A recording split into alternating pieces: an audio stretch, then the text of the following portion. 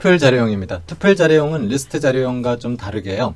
한 번 저장하고 수정할 수 없는 자료형에 사용하는 겁니다. 읽기 전용이라고 표현합니다. 투플 같은 경우는요, 데이터가 변화가 안 됩니다. 그러니까 데이터를 넣었다 뺐다 할 수가 없어요. 그러니까 한 번 딱 저장된 거는 그 읽기 전용으로만 사용할 수 있습니다. 그러니까 프로그램이 실행되는 동안 데이터가 항상 변하지 않으면은 투플을 사용해야 되고요. 데이터가 수시로 바뀌는 변화가 되는 경우는 리스트를 사용하셔야 됩니다. 자, 투플 자료형과 투플 자료형과 리스트 자료형의 가장 큰 다른 점입니다. 그런데 그것 말고 그거 빼고는 다 똑같습니다. 투플은 리스트랑 동일하다고 생각하시면 되는데 변할 수 없다, 상수다 이렇게 생각하시면 되겠습니다. 자, 투플 자료형의 형태는요, 소괄호를 사용합니다. 우리가 첫 시간에도 봤듯이 소괄호를 사용해서 이렇게 값1, 값2, 값3이 소괄호로 이렇게 나오고요. 요 안에 어떤 자료형 값이 콤마로 구분됩니다. 똑같이 콤마로 구분되는데 0부터 시작하는 인덱스로 0번째 값, 첫 번째 값, 두 번째 값, 리스트도 이렇게 썼었죠? 예, 투플도 똑같습니다. 0번째 값, 첫 번째 값, 두 번째 값 이렇게 인덱스로 접근할 수 있고요. 한 번 저장된 요소는 변경할 수 없습니다. 예, 투플의 인덱싱과 슬라이싱입니다. 투플도 리스트랑 똑같이 인덱싱, 이 인덱스 번호를 가지고 위치 값을 찾아가서 값을 출력해낼 수 있어요. 우리가 지난 시간에 이렇게 했었죠? 네, 똑같습니다. 쓰는 방법이 소괄호로 쓰고요. 이 인덱스 번호를 찾아갈 땐 얘도 대괄호로 이렇게 찾아가서 A 0의 요소 값을 뽑아내라 그러면은 0이니까 10이 나오겠죠? 이렇게 10이 나옵니다. A의 마이너스 1 값을 뽑아내라. 마이너스 40. 여기 40이 나오겠죠? 네, 40이 나옵니다. 요 형태는 무슨 뜻이냐면요. A1이니까 0번째, 첫 번째 20부터죠. 여기서부터 끝까지. 여기 점에서 여기 아무것도 없으면 끝까지 이런 뜻입니다. 마찬가지입니다. 요거서도 0부터 여기가 0이 생략되어 있는 겁니다. 0부터 어디서부터 어디까지. 우리가 어디서부터 어디까지였었죠. 근데 이렇게 없으면은 생략이 된 겁니다. 그래서 0부터 2 전까지. 그러니까 2 전이니까 1까지죠. 0, 1. 그러니까 10과 20이 출력이 되는 겁니다. 한번 해보도록 하겠습니다.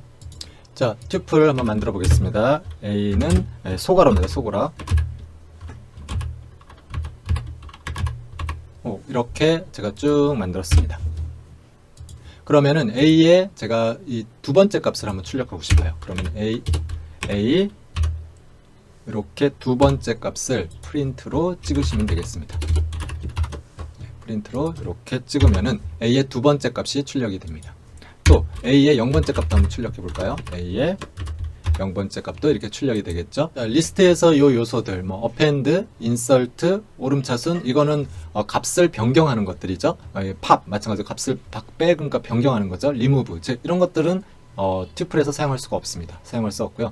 해당 개수가 몇 개인지 이런 것들은 알 수 있겠죠. count, 그 다음에 위치 값을 알려주는 거, len, 이런 것들은 알려줄 수 있지만 이런 것들은 리스트에서 사용할 수 없습니다.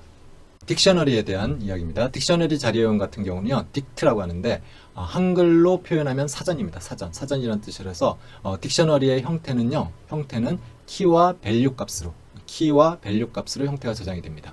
딕셔너리의 특징은요, 딕셔너리는 리스트나 투플처럼 인덱스 인덱스 번호로 해당 요소를 찾지 못합니다.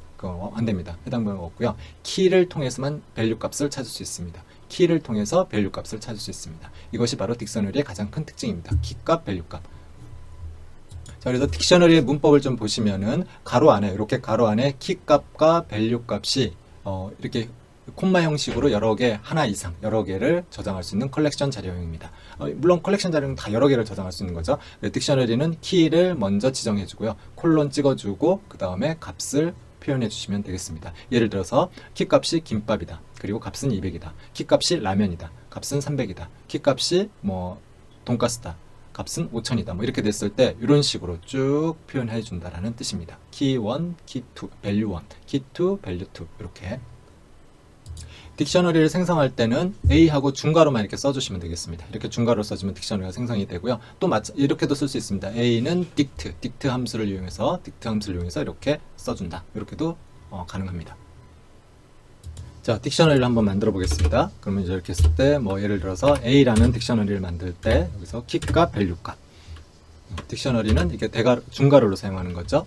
그래서 키값을 제가 예를 들어서 라면 하고 이거는 1000원. 그 다음에 또 뭐죠? 제가 오뎅. 이거는 2000원. 돈가스.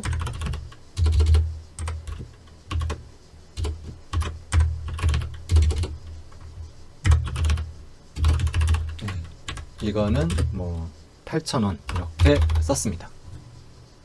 이거는 이렇게도 선언할 수 있습니다. 예를 들어서 B라고 제가 하고요. 일단 딕셔너리를 이렇게 선언합니다. 그리고 이 요소 값을 이 안에다가 집어넣을 수도 있지만 이 안에 집어넣지 않고 하나씩 쓸 수도 있습니다. 예를 들어서 B에 라면은 이거는 3,000원이다. 네, 그 다음 B에 이번에는 김밥은 이거는 2,000원이다. 그 다음에 또 B에 이거를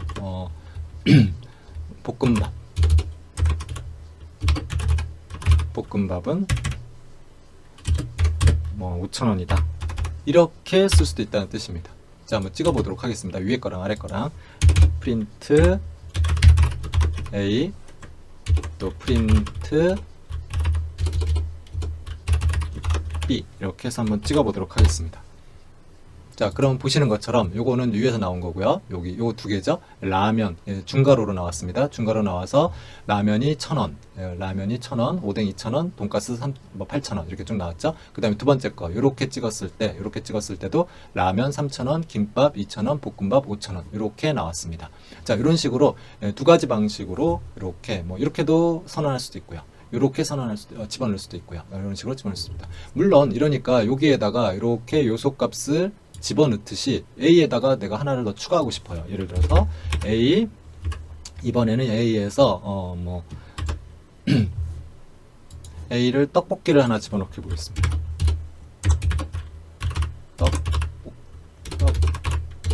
떡볶이 떡볶이를 이렇게 집어넣고 떡볶이는 2,000원 이렇게 집어넣었다고 가정해보죠. 그리고 나서 프린트 A를 찍어보면은 마찬가지로 이제는 떡볶이가 하나 이렇게 추가가 되어 있습니다. 이런 식으로 추가할 수 있다. 요게 보시면은 B에다 요걸 추가했다 이런 의미니까 A에다가 추가할 수 있다 라는 것도 알 수 있겠죠. 여기서 예를 들어서 A의 0번째 값을 구해달라. 이거 되냐? 이거 안 된다는 뜻입니다. 딕셔너리는 이렇게 0번째, 첫 번째, 두 번째 이렇게 인덱스 값으로 출력할 수 없습니다. 그거를 이 투플이나 리스트랑은 다르고요. 요거는 키 값으로 출력을 받을 수 있다. 키 값으로 밸류 값을 받을 수 있다. 기억해 두시면 되겠습니다. 자, 그리고 딕셔너리 함수는요, 키 값만 따로 쭉 뽑아낼 수 있습니다. 여기서부터 메뉴에서 이렇게 쭉 만들었는데 여기 점 키즈 키 값을 뽑는 함수입니다. 얘를 써주면은 키 값만 이렇게 쭉 나옵니다. 리스트로 나옵니다. 키 값만 이렇게 쭉 나오고요. 그 다음에 밸류 값으로 이렇게 쭉 나옵니다. items라는 함수를 쓰면은 요게 이렇게 쭉 나오는데 지금 자세히 보시면 튜플로 묶음 값으로 이렇게 김밥은 2,000원, 라면은 3,000원 이렇게 튜플로 묶음 값이 이렇게 나옵니다. 한번 해보겠습니다. 제가 B를 가지고 B.keys라고 해서 이렇게 출력을 한번 해보도록 하겠습니다. 프린트 이렇게 출력하면 되겠죠? 이렇게 출력하고요. 또 프린트 B.value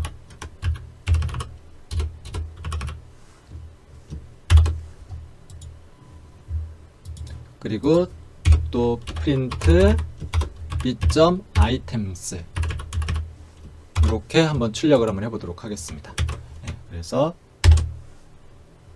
이렇게 출력하면 보시면은 딕트 키에서 키값이 라면, 김밥, 볶음밥 이렇게 키값이 이렇게 나왔습니다. 이렇게 키값이 라면, 김밥, 볶음밥 이렇게 나왔죠. 그 다음에 밸류 값이 딕트 밸류에서 프린트에서 보시면은 3,000원, 2,000원, 5,000원 이렇게 나왔습니다. 그 다음에 아이템으로 보시면은 이렇게 튜플로 묶여서 라면은 3,000, 김밥은 2,000, 볶음밥은 5,000 이렇게 나왔습니다. 이렇게 나왔다. 이렇게 이해되시죠? 기억해 두시면 되겠습니다. 당연히 하나에 대한 라면에 대한 값을 뽑아낼 수도 있겠죠. 당연하죠. 이렇게 프린트해서 제가 A죠. A에 라면이라는 키 값을 가지고 이렇게 밸류 값을 뽑아낼 수 있겠죠. 그러면은 저장하고 이렇게 보시면은 라면은 1,000원이다 이렇게 나오겠습니다. 당연히 이렇게 되겠죠. 예를 들어서 프린트 한 번만 더 해보겠습니다. 프린트 A에 이번에는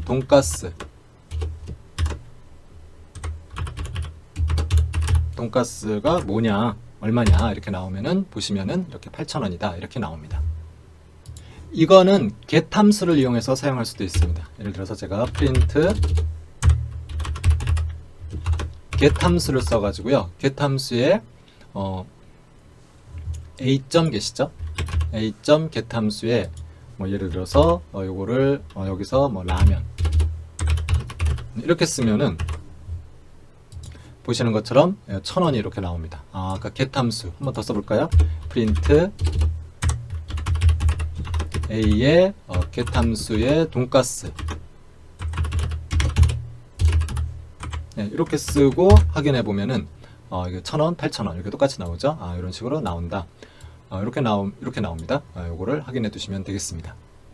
자, 여기서 보시면은 그런 거죠. get 함수를 썼을 때 여기 name에 키값이 이건 100입니다. 키값이 숫자로 되어 있는 거죠. 키값이 숫자로 이렇게 되어 있고 value 값이 문자로 되어 있습니다. 뭐 상관없으니까 어쨌든 그랬을 때 a의 100이면 항복동이라는 게 이렇게 나오죠. 항복동이라 이렇게 나오는데 예를 들어서 a의 400을 물어봤어요. 400을 물어봤더니만 자료가 없으면 없다라고 이렇게 나오는 겁니다. none이라고 이렇게 나옵니다. 한번 해보겠습니다. 요걸 한번 해보겠습니다. 자, 제가 a에다가 print a에 get 함수를 써서 물어보는데 뭘 물어보려면은 a에 없는 거 볶음밥을 물어보겠습니다. 볶음밥이 얼마냐 이렇게 물어보겠습니다. 그냥 아무것도 여기 심표하고 안 써보겠습니다. 그리고 한번 이렇게 하면은요 none이라고 나옵니다. none 없다 이런 거죠. 값이 없다 이렇게 나옵니다. 그래서 여기다가 뭐 예를 들어서 심표하고 없다 메뉴에 없다 이렇게 써고 한번 확인해 보겠습니다. 그러면은 여기 보시면 메뉴에 없다 none 메뉴에 없다 이렇게 나옵니다. 메뉴에 없다 이렇게 나옵니다. 이런 식으로 나오는구나 라는 거 기억해 두시면 되겠습니다. 자, 그래서 get 함수를 쓰게 되면은 키 에러를 발생시키지는 않습니다. 그냥 none이라고 나와서 없다 이렇게 없다라고 이렇게 나와 버리는 겁니다. 없으면 없다 이렇게 나온다 라는 거 기억을 해 두시면 되겠습니다.